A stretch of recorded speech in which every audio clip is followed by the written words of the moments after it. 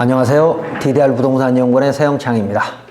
이번 시간은 부동산 용어 해설 22번째 국토계획법에 의한 도로, 그러니까 도시계획 시설인 도로, 건축법 도로다. 한번 도시계획 시설 도로 한번 보겠습니다. 자, 먼저 건축법 2조에 보면 국토계획 및 이용에 관한 법률, 도로법, 사도법, 그 밖의 관계 법령에 따라 신설 변경에 관한 고시가 된 도로, 이렇게 돼 있죠. 이게 건축법 도로, 감옥구 도로 또는 법정 도로라고 우리는 말합니다.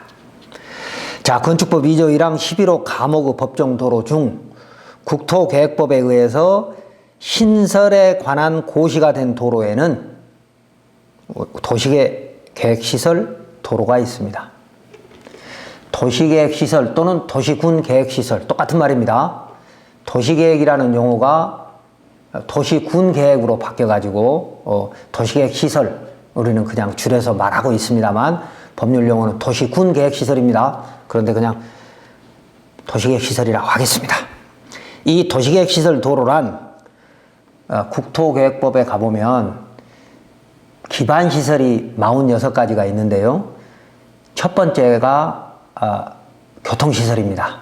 기반시설을 크게 7가지로 나누어 놨는데 첫 번째가 교통시설. 그 교통시설 중에 첫 번째가 도로입니다. 그러니까 그만큼 도로가 건축허가나 우리 생활에 중요하다는 것이죠.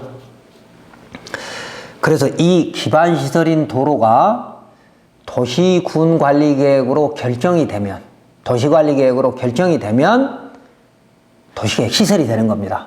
그러니까 기반시설과 도시계획시설은 선후 결정의 차이만 있는 것이지 같은 내용은 같은 거죠. 그래서 도시계획시설은 도시계획시설 사업이라는 게 또 있어요. 도시계획시설 사업으로 통해서 만들어지는 건데, 민간도 누구나 법적 조건만 갖추면 그 도시계획시설 도로 만들 수 있습니다.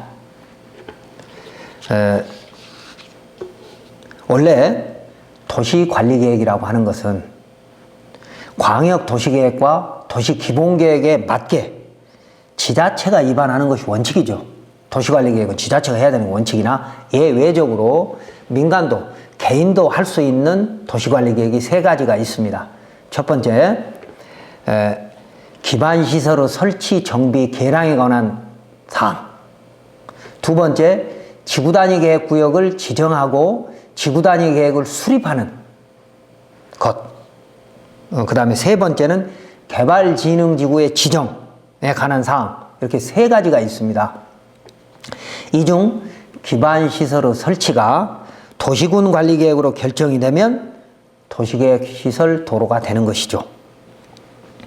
그런데 이 도시계획시설 도로를 우리가 만들 수 없는 이유는 개발행위 허가보다 행정 절차가 훨씬 복잡하고 엄격하고 기준이, 그리고 인허가 기간도 훨씬 길고 또 그 도시계획시설 도로를 만들겠다는 공사 계획도 훨씬 탄탄해서, 개발행위 도로는 그냥 시멘트 포장하면 되는 거지만 도시계획시설 포장은 뭐 가로수도 심어야 될 수도 있고 또 배수로도 제대로 만들어야 되고 아스콘 포장하고 뭐 이렇게 해서 굉장히 행정계획이 꼼꼼하고, 그러다 보니까 사업비용이, 도시계획시설 도로 만드는 비용이 굉장히 많이 들어갑니다. 그래서 일반은 사용할 수 없는 거고, 비용 때문에. 주택 하나 지으려고 엄청난 비용을 쓸 수는 없잖아요. 그러나 주택법에 의해서 아파트를 짓겠다든지 아니면 주택법에 의한 대지조성 사업을 하는, 전원주택단지를 크게 하겠다는 이런 분들은 뭐 이 도로 부분을 얼마든지 만들 수 있는, 그러니까 지자체 협조를 받아서 만들 수 있는, 돈만 있으면 말입니다. 그래서 그런 대형 사업자들한테는 이게 당연히 필요한 것이고 도움이 되는 것이나, 단독주택을 하나 지으려고 하는 서민한테는 이런 걸 만들 만한 경제력이 부족하기 때문에 오히려 더 법은 할 수 있다 하더라도 활용하지 못하는 거죠, 사실상. 자, 그러면 이제 이 도시계획시설 도로를 한번 보도록 하겠습니다. 이 도시계획시설 도로 종류는 도시군 계획시설의 결정 구조 및 설치 기준에 관한 규칙, 상세한 규정이 있습니다. 보면 사용 형태별로는 일반 도로, 자동차 전용 도로, 보행자 전용 도로, 자전거 전용 도로, 고가도로, 지하도로로 나누는데 우리가 만나는 건 일반 도로입니다. 규모별로는 광로, 대로, 중로, 소로라고 하는데 광로, 대로는 조심스럽고 중로는 25m 미만의 도로, 그러니까 4차선 이하의 도로를 말하는 거죠. 그 다음에 소로는 12m 이하의 도로, 그러니까 2차선 이하의 도로입니다. 인도가 있는. 그래서 소로도 1류, 2류, 3류가 있는 거죠. 그래서 중로와 소로는 우리가 자주 만날 수 있고, 그 다음에 이제 기능별 분류에 의하면 주간선도로, 보조간선도로, 집산도로, 국지도로, 특수도로 이렇게 나누는데 우리는 일반 도로를 가지고 오른쪽 그림을 보면 이게 도시계획 시설로 만들어진 보조간선도로 기능을 하는 일반 도로이며 중로 인류에 해당합니다. 이렇게 설명이 되어 있죠. 자, 이 중에 일반 도로는 도시군 계획시설 결정 구조 및 설치 기준에 관한 규칙에서 폭 4m 이상의 도로로서 통상의 교통 소통을 위하여 설치되는 도로라고 규정하고 있습니다. 이 말은 보행과 자동차 통행이 가능한 것이라는 얘기죠. 폭 4m 이상의 도로로서 통상의 교통 소통을 위해서 설치한다. 그러니까 일반 도로는 4m에서부터 약 70m까지 있을 수 있죠.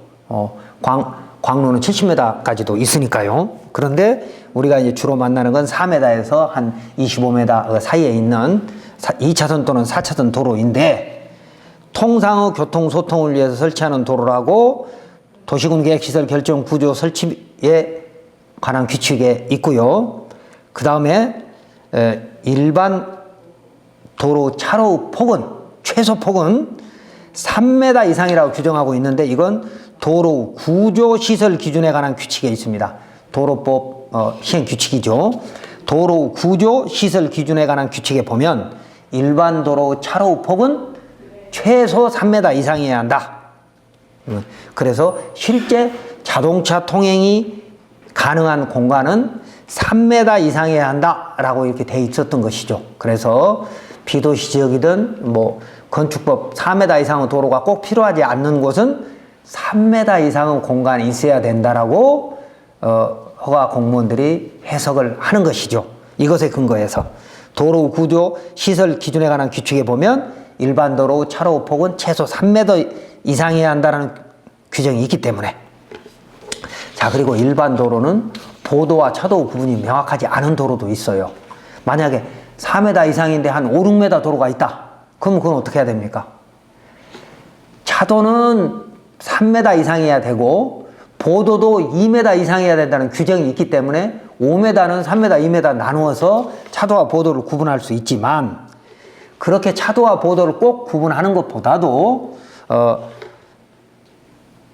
도시군 계획 시설 사업에 관해서는 실시계획 허가권자인, 그러니까 인가권자인 시장, 군수, 구청장 또는 뭐 높은 거는 시도지사도 되겠습니다만 시장, 군수가 해당 도로의 기능, 주변의 도로 사용 및 형태, 인근 토지 이용 계획 등을 종합적으로 검토해서 판단하여서 결정하는 것이므로 일반 도로는 4m 이상인데 만약에 6m, 8m라고 하면 인도와 보도를 어떻게 구분할 것인가 에서부터 적어도 8m 이상이 되면 인도를 만들 수 있는 공간이 있기 때문에 어떻게 할 것인가에 대해서 도시계획시설은 인가권자가 결정할 사항이다 라고 법에 그리 되어 있는 것이죠. 자, 이 그림을 보시면 이 그림은 2차선 도시계획시설 도로에 접해 있는 대지에서 대지가 건축허가를 받아서 지금 공사를 하고 있는 것이죠. 바닥공사를. 이런 대지는 2차선 도시계획도로에 접해 있기 때문에 2m 이상의 통로만, 자동차 통로만 있으면 건축법 접도 의무를 다 한다라고 그렇게 돼 있죠. 그런데 뭐 앞이 2m가 아니라 훨씬 넓으니까 전혀 문제가 없는 것이죠. 그래서 이제 도시계획시설 도로를 건축허가의 진입로로 활용하는, 즉 건축법도로 활용하는 것은 당연한 것이지만 이 도시계획시설을 이용할 때 유의사항 몇 가지만 살펴보도록 하겠습니다. 첫 번째, 도시계획시설도 4차로 이상, 25m 이상의 광로나 대로가 되면 도로 조명이 안 되는 곳일 수도 있거든요. 그래서 그런 부분은 사전에 건축가나 도로과에 확인해 볼 필요가 있습니다. 다만 대로나 광로가 조성되는 곳은 대형 택지 개발을 해서 만들어 놓은 곳이기 때문에 맹지는 있을 수 없습니다. 왜?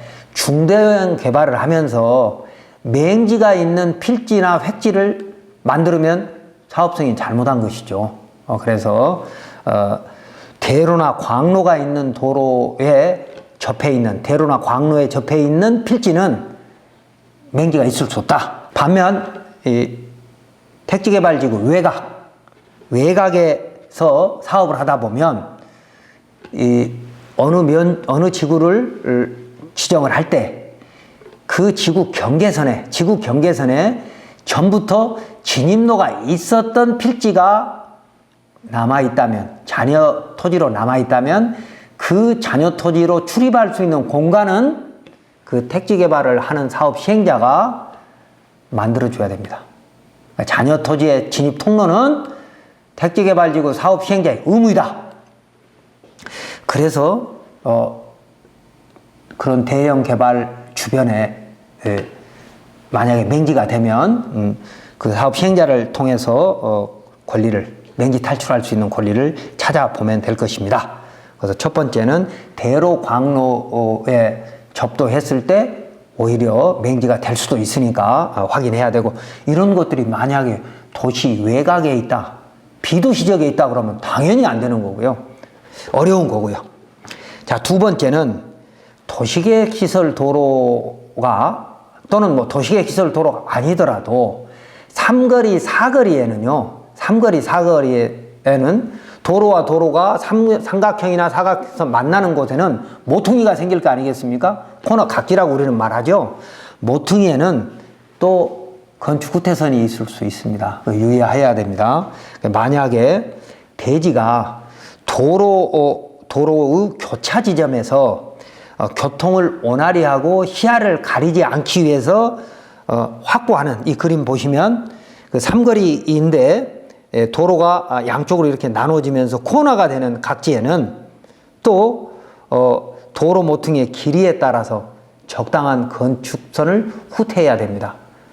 그렇기 때문에 만약에 내가 코너 각지의 땅을 잘 샀는데 그게 만약에 도시계획시설 도로 모퉁이 규정에 걸려가지고 그 부분을 공사를 못한다라고 하면 그 부분은 대지 면적에도 포함되지 않기 때문에 건폐일 용적률에도 차질이 있을 수도 있고요. 건축 설계가 전혀 달라질 수도 있기 때문에 도시계획시설 도로에 접해서 허가를 받아야 될 경우에는 이 도로 모퉁이에 대한 규정이 적용되는지 꼭 확인해 볼 필요가 있습니다.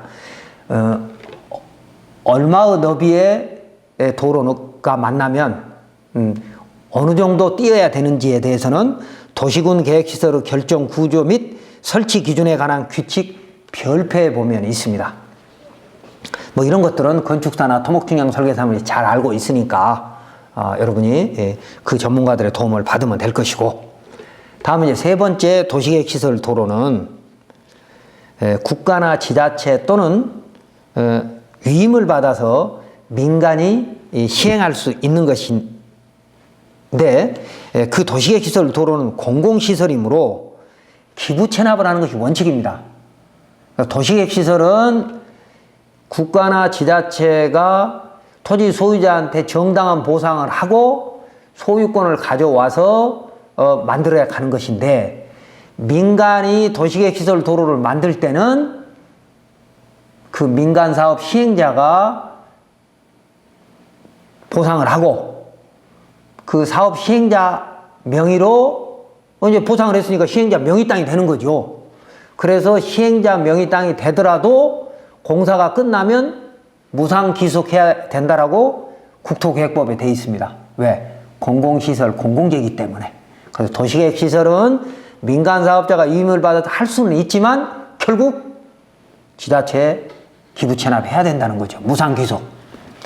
그런데 개인이, 민간이 도시계획시설 도로, 예정도로를 말하는 거죠. 도시계획시설 예정도로의 일부를 매입해서 포장해가지고 잘 도로를 만들었다면 그 부분은 기부체납 대상이 아니다 라고 하는 유권해석, 법제처 유권해석과 대법원 판례가 있습니다.